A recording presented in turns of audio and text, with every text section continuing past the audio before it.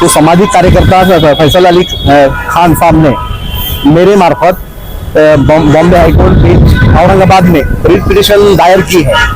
High court के अंदर हमने जो रिट पिटीशन रामगिरी महाराज के ऊपर डाली थी, उसके ऊपर हमारे समीर पटेल साहब और उनकी टीम ने जो है सर्कुलेशन लिया, और सर्कुलेशन में हमें 30 सितंबर, इस महीने की 30 सितंबर हमको मिली है। और इंशाअल्लाह ताला अल्लाह ताला की जात से ये उम्मीद है कि हाईकोर्ट जो है तो अपना काम बखूबी करेगा, और हमें कानून पे पूरा भरोसा है कि रामगिरी महाराज को वो सलाखों के पीछे डालने का काम हाईकोर्ट करेगा। कि हमने जो रिट पिटीशन इसमें दायर की है, तो सबसे पहले हमने इसमें पार्टी जो बनाए तो सरकार सीएम एकनाथ शिंदे और महाराष्ट्र गवर्नमेंट को हमने इसमें पार्टी बनाए, पहली पार्टी। दूसरे नंबर पे हमने जो आईजी, पुलिस आईजी जो रहते हैं, उनको पार्टी बनाया। और सर क्या कहेंगे, आज समाजवादी पार्टी के जिम्मेदार आपके साथ में है, आखिर क्या कारण है आज कोर्ट में आप? देखिए, आज हमने हाईकोर्ट में सर्कुलेशन लिया था, जो पाखंडी रामगिरी ने हमारे प्रेषित हजरत मोहम्मद सल्लल्लाहु अलैहि वसल्लम के बारे में यानी कि अनफ शनफ बोला, तो सामाजिक कार्यकर्ता फैसल अली खान साहब ने मेरे मार्फत बॉम्बे हाईकोर्ट बेंच औरंगाबाद में रिट पिटीशन दायर की है।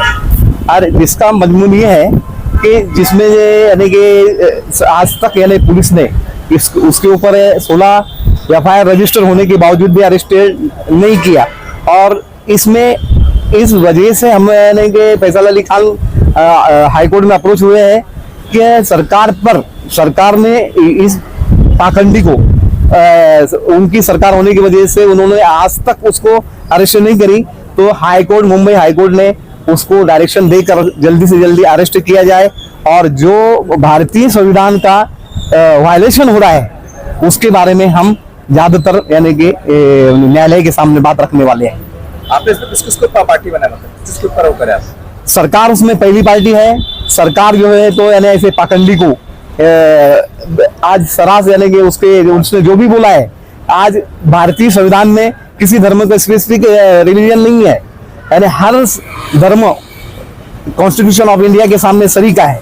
लेकिन फिर भी एक विशिष्ट समाज को, उसके महान प्रेषित को वो अनप शनप बोलता है, उनकी बेइज्जती करता है, तो फिर भी यानी कि सरकार उस पर गौर नहीं करती है। इसलिए ये हाईकोर्ट में सर्कुलेशन में हमें 30 तारीख दी है, अगली 30 तारीख में उसके खिलाफ एक आर्गुमेंट होगा और न्यायालय उस पर नोटिस निकाल सकता है। सरकार के अलावा और कौन पार्टी है? सरकार के अलावा उसमें पुलिस महासंचालक महाराष्ट्र, उसके बाद में यानी कि कलेक्टर औरंगाबाद, उसके बाद यानी कि ये रामगिरी पुलिस कमिश्नर और सुप्रिंटेंडेंट ऑफ पुलिस औरंगाबाद ग्रामीण, ये उसके पक्ष यानी गैरदार है।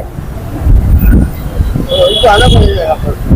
तो आपको लगता है कि अगर कोर्ट इसमें अगर जैसा बता रहे हैं कानून के अनुसार अगर एक्शन होता है तो उनको यहाँ आना पड़ेगा, ऐसा लगता है? ये जरूर, यानी कि न्यायालय, देखिए भारतीय लोकतंत्र में 4 पिलर है, उनमें से यानी कि जुडिशरी एक इंडिपेंडेंट पिलर है।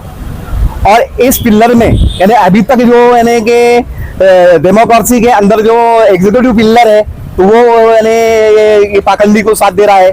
उसके साथ ही साथ देखा जाए तो यानी लेजिस्लेटिव जो पिलर है वो भी इस पाखंडी को साथ दे रहा है। और इंडिपेंडेंट जो जुडिशरी पिलर है, तो ये जरूर यानी कि उसके ऊपर कार्रवाई कर सकता है और उसे जेल भेज सकता है। हमें ऐसा यकीन है। मुख्यमंत्री को आना पड़ेगा जरूर।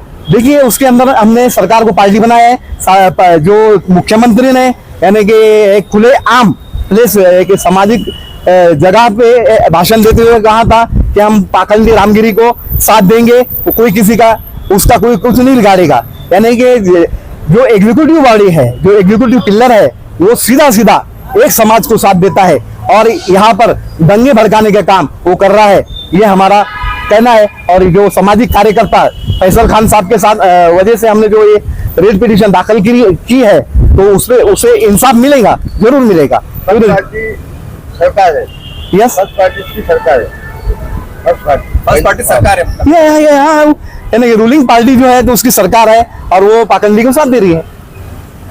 कौन सी गुना दाखिल हो गए? देखिए उसके अंदर यानी कि बीएनएस के तहत यानी कि 192, 196 और 197, उसके बाद 299 इस तरीके से, और साथ ही साथ हमने न्यायालय को ये विनती करे है कि उसे देशद्रोही घोषित किया जाए। ये कलम में सजा का बैठता है अगर जुडिशरी को पावर है ऐसा देशद्रोही डिक्लेयर कर सकते हैं। आपका नाम? मैं advocate Sameer F Patel, high court. आज अल्हम्दुलिल्लाह हाई कोर्ट के अंदर हमने जो रिट पिटीशन रामगिरी महाराज के ऊपर डाली थी, उसके ऊपर हमारे समीर पटेल साहब और उनकी टीम ने जो है सर्कुलेशन लिया, और सर्कुलेशन में हमें 30 सितंबर, इस महीने की 30 सितंबर हमको मिली है। और इंशाअल्लाह ताला अल्लाह ताला की ज़ात से ये उम्मीद है कि हाई कोर्ट जो है तो अपना काम बखूबी करेगा, और हमें कानून पे पूरा भरोसा है कि रामगिरी महाराज को वो सलाखों के पीछे डालने का काम हाई कोर्ट करेगा। और एक बात इसके अंदर मैं बताता चलूँ आपको कि हमने जो रिट पिटीशन इसमें दायर की है, तो सबसे पहले हमने इसमें पार्टी जो बनाए तो सरकार सीएम एकनाथ शिंदे और महाराष्ट्र गवर्नमेंट को हमने इसमें पार्टी बनाए, फर्स्ट पहली पार्टी। दूसरे नंबर पे हमने जो आईजी, पुलिस आईजी जो रहते हैं उनको पार्टी बनाया, और उनको पार्टी बनाने का ये कारण ये था कि पुलिस को ये अधिकार होता है कि उसको वो अरेस्ट करे। जब इतने सारे कलम, इतने सारे एफआईआर हो रहे हैं तो पुलिस को ये अधिकार था कि आप उनको अरेस्ट करें। और हमने हमारे रिट पिटीशन के अंदर ये साफ तौर से बता दिया गया, हमने ये लिखित में बताया है कानून दायरे में रहते हुए, कि जो पुलिस वालों के पास एफआईआर हुई, जो पुलिस स्टेशन में पहली एफआईआर हुई, उस पुलिस स्टेशन के जितने भी पुलिस के अधिकारी थे उनको सबको आप सबसे पहले तो सस्पेंड करिए, और सस्पेंड करने के साथ साथ उनके ऊपर सीबीआई चौकसी लगाइए, ताकि वो उन्होंने उसको रामगिरी महाराज को अभी तक अरेस्ट क्यों नहीं किया। इतने सीरियस एलिगेशंस लगने के बाद, सीरियस कलमे उसके ऊपर लगने के बाद अभी तक रामगिरी महाराज जो है तो बाहर फिर रहे, और ऊपर से सीएम एकनाथ शिंदे उनके मंच पे जाके कहते हैं कि हम उनके बाल को धक्का नहीं लगने देंगे। तो ये किस तरीके का कानून है, और ये कानून के सरासर जो है तो धज्जियां उड़ाई जा रही। हमने कोर्ट को ये सब चीजें बताई, और अल्हम्दुलिल्लाह पूरे महाराष्ट्र में सबसे पहली तारीख हमको मिली। बम्बई हाईकोर्ट के अंदर भी कुछ लोग गए थे, हमारे बम्बई के भाई, हमारे एक यूसुफ भाई है, तो यूसुफ भाई ने बम्बई हाईकोर्ट में भी एक रिट पिटीशन दायर की, मगर उनको अभी तक सर्कुलेशन नहीं मिला था।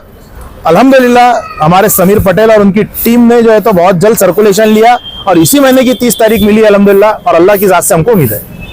क्या नंबर क्या है, पिटीशन का नंबर है, डेट क्या है? देखिए रिट पिटीशन का नंबर वगैरह सब मैं आपको स्क्रीनशॉट दे देता हूँ, वो आप लगा तो आपके चैनल पे चला भी सकते हैं। अल्हम्दुलिल्लाह रिट पिटीशन का नंबर भी हो गया, और रिट पिटीशन पे तारीख भी 30 सितंबर की पड़ चुकी है। सर जो आपने कदम उठाया है, तो क्या इसके लिए आवाज़ आजमी का साथ अपने इसकी जानकारी दी है आपको? देखिए हमारे नेता अबू आसिम आजमी साहब हर वक्त बढ़ चढ़कर ऐसी सारी चीज़ों में वो करते हैं, साथ देते हैं, और उनका साथ हमेशा हमारे साथ ही है। और अबू आसिम आजमी साहब को नॉलेज में लेके हमने कहा उसने हुजूर सल्लल्लाहु अलैहि वसल्लम के खिलाफ में बदकलामी की है, उसके ऊपर महाराष्ट्र में कई पुलिस स्टेशन में गुन्हे दखल हुए हैं, लेकिन उस खुजली ज़दा कुत्ते को संरक्षण देने का बात महाराष्ट्र का सीएम करता है। जब सीएम इस तरह से बोलेगा कि भाई हम तेरे को हाथ धक्का भी लगने देंगे नहीं, तो खुजली ज़दा कुत्ते की तो बहुत ज्यादा डेयरिंग बढ़ेगी, और उस तरह से जितने भी और कुत्ते घूम रहे हैं महाराष्ट्र के अंदर उनकी भी हौसला अफजाई होंगी। तो हम ये चाहते हैं कि कानून के मुताबिक, जो संविधान के हिसाब से जो चलना चाहिए कानून यहाँ पर, तो यहाँ पर जो है तो ये काम नहीं कर रहा प्रशासन। जैसा वकील साहब ने बताया अभी कि जो एग्जीक्यूटिव बॉडी है वो काम नहीं कर रही है, पुलिस भी उसके दबाव में आकर फिर वो कुछ काम नहीं कर रही, अरेस्ट ही नहीं कर रही, जबकि चिल्लर गुने के अंदर फौरन अटक किया जाता है। दूसरा कोई रहता ना अगर कोई, तो उसको तो तुरंत अटक किया जाता है और उसको डाल दिया जाता है जेल में, और उसके अलावा फिर उसके ऊपर प्रिवेंटिव एक्शन भी ली जाती है कि बेटा तूने दोबारा इस तरह से हरकत नहीं करना। उसे बॉन्ड लिया जाता है 1 साल का, 3 साल का, इस तरह से बॉन्ड लिया जाता है सीआरपीसी के मुताबिक, पुरानी सीआरपीसी के मुताबिक। लेकिन इसको तो धक्का भी लगने देंगे नहीं बोलते। तो ये इसको पुलिस ने, प्रशासन ने उस पर कार्रवाई करना चाहिए, और जो इस तरह का आदेश हाई कोर्ट ने दे, इसलिए हमने वकील साहब के मार्फत अपना, हमारे फैसल साहब ने हाई कोर्ट में केस दाखिल की है। अभी हमको उम्मीद है कि कोर्ट इसके दखल लेगा, क्योंकि महाराष्ट्र का सीएम बोलता है कि हम तेरे को संरक्षण देंगे, तेरे को हाथ पे धक्का लगाने देंगे नहीं, जबकि वो सीएम ने सीएम पद की शपथ लेते हुए बोला था कि मैं कोई भेदभाव नहीं करूंगा। यहां पर भेदभाव किया जा रहा है, उसको संरक्षण दिया जा रहा है, उसको उकसाया जा रहा है। अभी हमारा तो कहना है उसको ये भी है, वो कुत्ते को, कि बेटा जिस तरह से ये जो तेरे को बहकाने वाले जो लोग हैं, जिस तरह से उन्होंने वो मोहनचंद करमचंद गांधी को मार डाला था, किस लिए? महाराष्ट्र में दंगे भड़काने के लिए। यही लोग महाराष्ट्र में दंगे भड़का करके अपनी रोटी सेकेंगे। अभी आने वाले इलेक्शन में हो सकता है तेरे को भी ये उड़ा देंगे तेरे को, और जो अपने तेरे को जो इल्जाम लगाया जाएगा, दूसरे पर लगाया जाएगा इल्जाम। वहां तो उसने खतना करके अपनी वो उसको उड़ाया था, हो सकता कोई खतना करेगा खादी किए उसको उड़ाएगा उसको, या कुछ भी किस तरह से होगा मुसलमानों पे उसका बात डालने के लिए। इसलिए उसको क्या है, उसको बोलना बेटा तू समझ जा, अपने आप की हिफाजत कर। तेरे को अगर सिक्योरिटी भी तेरे को दे दिया अगर, तो तेरे को कैसा कब उड़ाएगा कोई भरोसा नहीं कुछ भी। लेकिन हमारे ऊपर इल्जाम नहीं आना, हमको कानून पर भरोसा है, हमको संविधान पर भरोसा है, इसलिए हम हाई कोर्ट में गए हैं अभी। और एक कुत्ता और भी एक है, डुक्कर है वो, जो बोलता कि एक तो डुक्करों की जो वो है ना गैंग, डुक्करों की गैंग जो है, उसका एक छोटा सा पिल्ला बुटका, वो बोलता कि हम मस्जिद में घुस के मारेंगे।